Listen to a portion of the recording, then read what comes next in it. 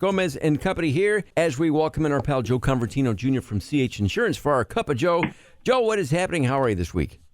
Good morning, Gomez. How are you, sir? Good. And Lisa live from the loft at the home office this morning. Oh, Lisa, hello. Good morning.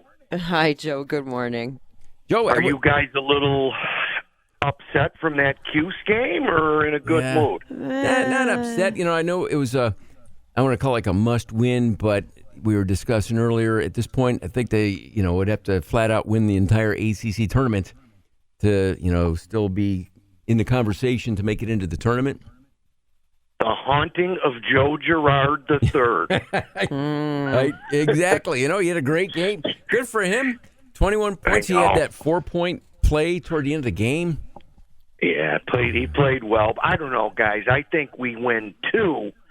We're in. We win 2. 2? That's your call? Mm-hmm. Well, they could still end up anywhere between 5 and 7, I guess, so it would depend on who they end up playing. But now they missed out on the double bye, and I haven't checked.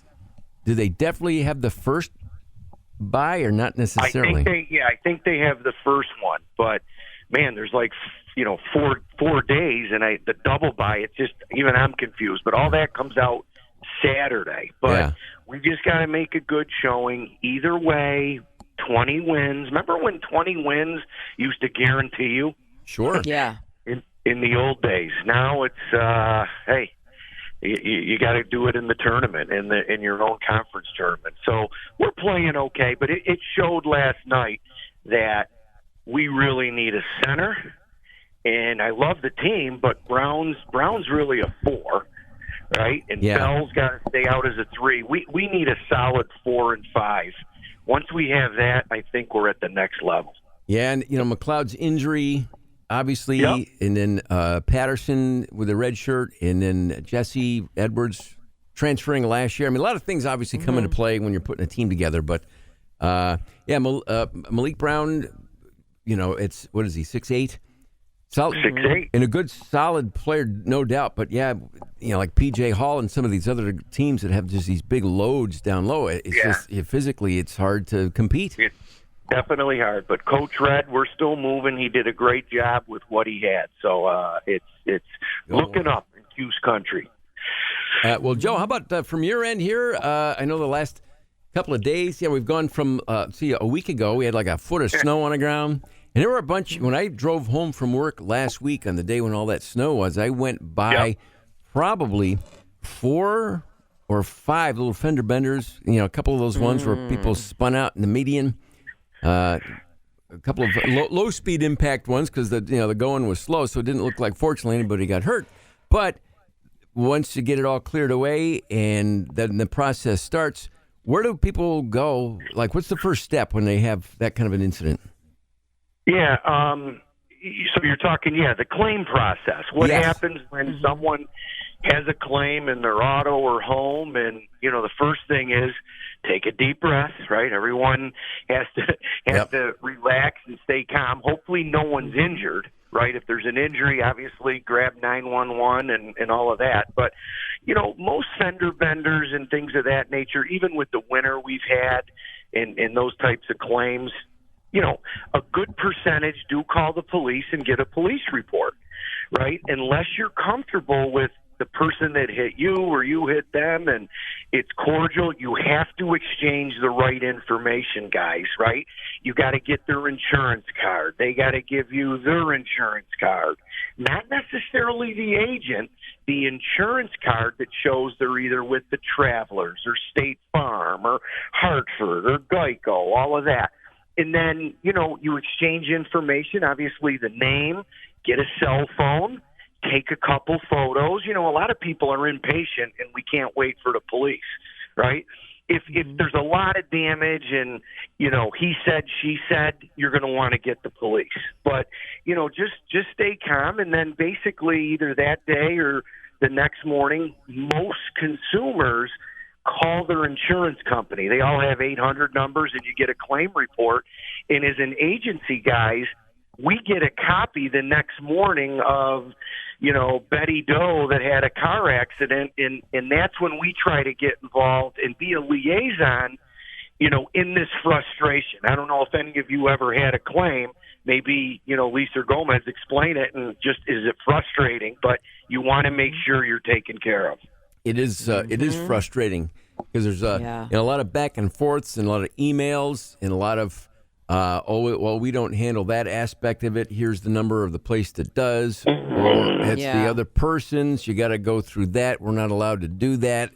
So I know how frustrating that can be. And sometimes, Joe, it's a long process.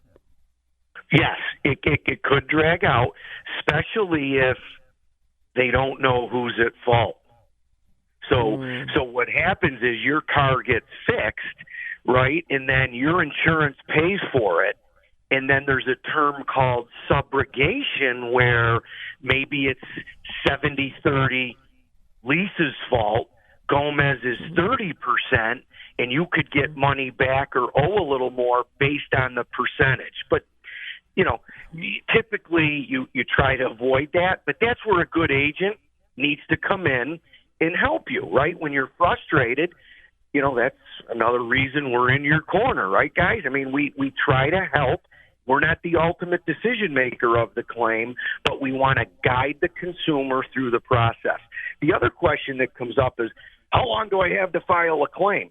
You want to file the claim in a timely fashion. What does timely mean, right? Typically it's 30 days, right? You can't notice something on the side of your car this year from last year. Oh, I got bumped at Wegmans, right? There's going to be a lot of questions asked. So be timely, call your agent, because if you put that claim in, sometimes it hurts you at the renewal. Look, claims you got to have claims. That's what you pay insurance for, right? Things happen, stuff happens, and that's why you pay insurance. But you want to put in the right claims, but work with your agent to run certain scenarios by him or her if it makes sense, to include the house, right? We've got, thank God there wasn't a lot of ice damage. So it's really related to anything in a family with personal insurance or even in a business setting.